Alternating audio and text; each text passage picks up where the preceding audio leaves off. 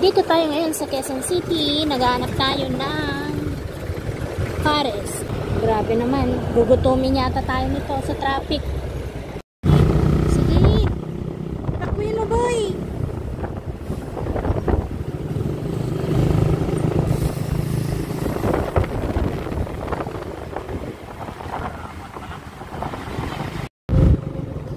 Malapit na kami ng Kamuning, guys. Robinson.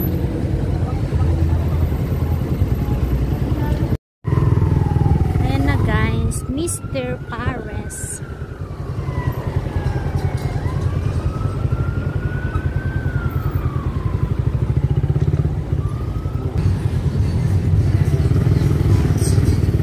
So yan, guys, nandito na tayo sa may timog ng Diliman dito sa Quezon City. Mr. Pares. Nabalitaan kasi natin na napakasarap daw at pinipilahan din itong Mr. Pares.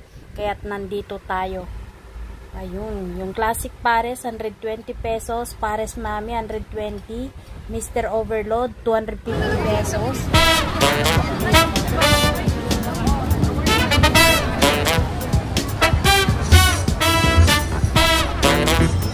Pagdating natin dito, guys, medyo mahaba na rin yung pila.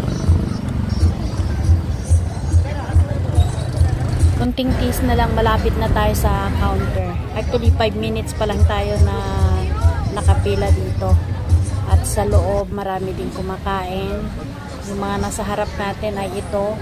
Ayan, konti na lang, malapit na tayo.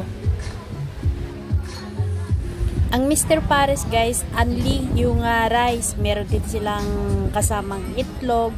Pero meron sila yung tinatawag nila na talagang special na Mr. Overload. Yung buong pata ng baboy ay isi-serve sa'yo, pero 750 pesos ang bayad niya. Tulad nito, ito nga nandito sa harap natin na punong-puno ng pata ng baboy. Sa akin, ang in-order ko yung Mr. Bagnet. May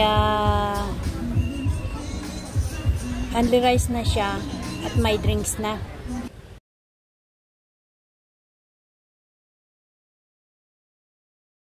Itong 750 pesos nila, guys, hindi kayanin ng 2 tao to. Siguro pang 3, mga ganun.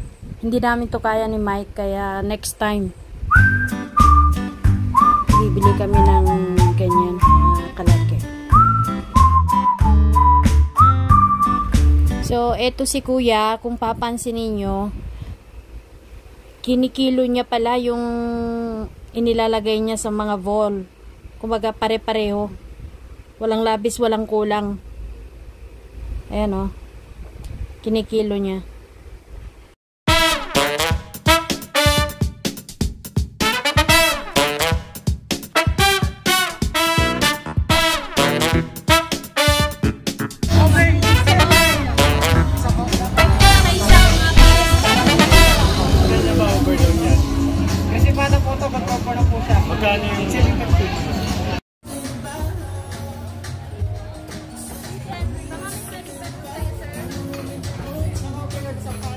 So ayan, guys, takot si Mike ng bone marrow, kaya ako ang papapak ng bone marrow niya.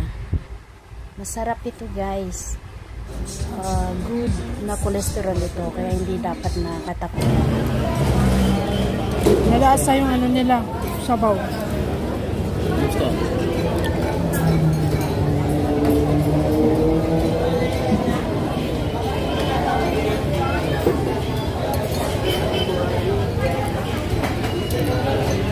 Tapos na kaming kumain.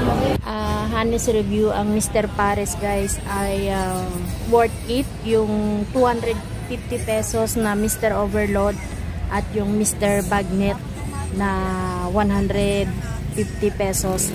Napakasarap ng sabaw. Unrice na siya at meron ka na ring drinks. Para sa akin, hindi kalugi.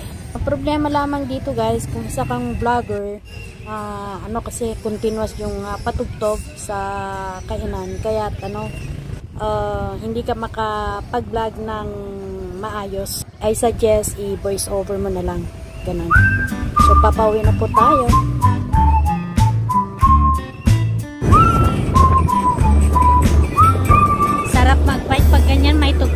rice.